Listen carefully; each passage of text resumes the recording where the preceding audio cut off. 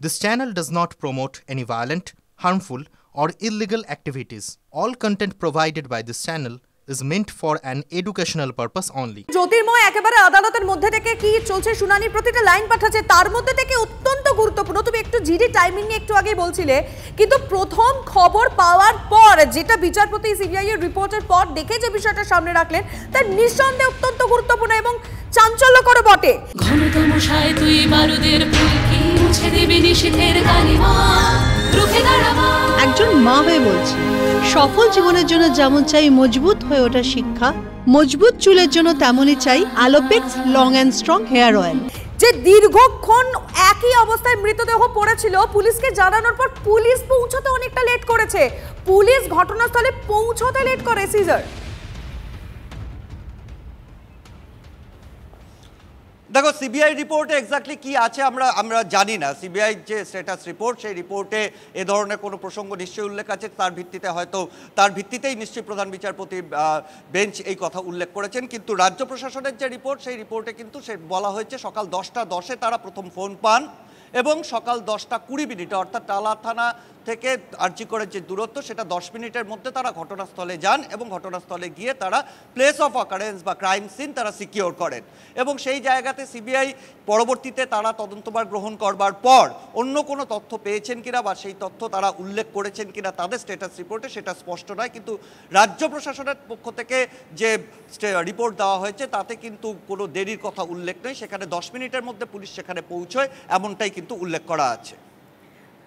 বেশ, তুমি সঙ্গে থাকো সিজার। শ্রাবন্তীর কাছে আরেকবার চলে যাব। শ্রাবন্তী, এখানেই প্রশ্ন হচ্ছে যে একটু আগে যে বিষয়টা সামনে আমরা আলোচনা করছিলাম যে এর পরের দিন যেদিন শুনানি হবে এই তদন্তের সঙ্গে যুক্ত একজন পুলিশকে থাকতে হবে, অর্থাৎ কোথাও গিয়ে আদালতের তরফ থেকে এই যে টাইমিংগুলো নিয়ে এতটা আলোচনা হচ্ছে যে সময় পোস্টমর্টেম তার বেশ কিছুক্ষণ পরে গিয়ে কেন এফআইআর কেন ডায়েরি করতে এতটা লেট হলো, এগুলোই কি তার কাছ থেকে জানা হতে পারে শ্রাবন্তী?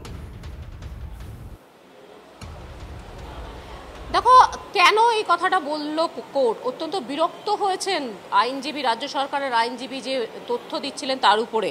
একেবারে সরাসরি তোমাকে কোর্টে সেই সময় যা হচ্ছিল সেটাই বলবো। অস্বাভাবিক মৃত্যু হলে ময়না তদন্তের কী প্রয়োজন প্রশ্ন তুলছেন অন্যতম একজন বিচারপতি জে পারদিওয়ালা।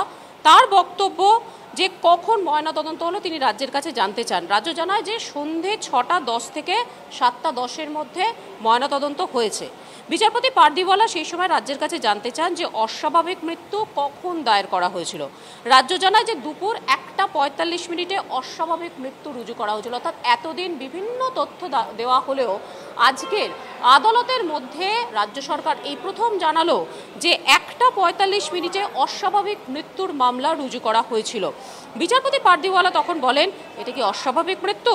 যদি তাই হয় তাহলে ময়না তদন্তের কি প্রয়োজন ছিল? অর্থাৎ যদি আমরা অন্য কোনো যে মামলা দেখি, অন্য কোনো খুন দেখি, যখন খুনের ক্ষেত্রে সাধারণভাবে যদি কোনো দেহ পড়ে থাকতে দেখা যায়, যে কোনো পুলিশের পক্ষ থেকে একটা আনন্যাচারাল ডেথের মামলা রুজু করা শুরু হয়। সেটার মানেই পোস্টমর্টম নয়। পোস্টমর্টম কেন হলো এই প্রসঙ্গ আজকের বারবার জানতে চেয়েছে আদালত। তিনি বলেন, বিচারপতি পারদিওয়ালা আরেকবার বলেন যে এখানে দেখতে পাচ্ছি রাত 11:30টায় জেনারেল ডায়েরি হয়, তার 15 মিনিটের মাথায় এফআইআর হলো। মানে রাত্রি 11:30টা, যদি পোস্টমর্টমের সময়টাও ধরা যায় 7টা 10 পর্যন্ত যদি পোস্টমর্টম হয়ে থাকে, তারপর রাত্রি 11:30 11টা 10-এ জেনারেল ডায়েরি হচ্ছে, ঠিক 11টা 15 এফআইআর হলো, কিভাবে হলো? এই নিয়েই প্রশ্ন তুলেছেন। তুমি জানো যে এর পরবর্তী সময় তিনি অত্যন্ত বিরক্ত হয়ে পড়েছেন, বলছেন গোটা 30 বছরে এরকম অভিজ্ঞতার সম্মুখীন হতে হয়নি। অর্থাৎ পুলিশের এরকম একটা মেস, এরকম একটা আচরণ তাকে গোটা 30 বছরের এই জীবনটায় দেখতে হয়নি। অর্থাৎ এত মামলা শীর্ষ আদালতের এই বিচারপতিরা শোনেন, তারাও এই নিয়ে প্রশ্ন তুলছেন। নিঃসন্দেহে যে মিসিং লিঙ্কের কথা আমরা বারবার বলছি যে তাহলে কি কোনো মিসিং লিঙ্ক থাকতে পারে, সেই একই বিষয়টার ইঙ্গিত দিচ্ছেন এই 3জন বিচারপতি। বেশ নজর রয়েছে শ্রাবন্তী, সিজার তোমরা সঙ্গে থাকো। আমাদের নজর সুপ্রিম কোর্টের দিকে, কারণ সেখানে শুনানি চলছে, একটার পর একটা আপডেট আসছে। আমরা সবার আগে আপনাদের কাছে লাইভ সেই খবর পৌঁছে দিচ্ছি।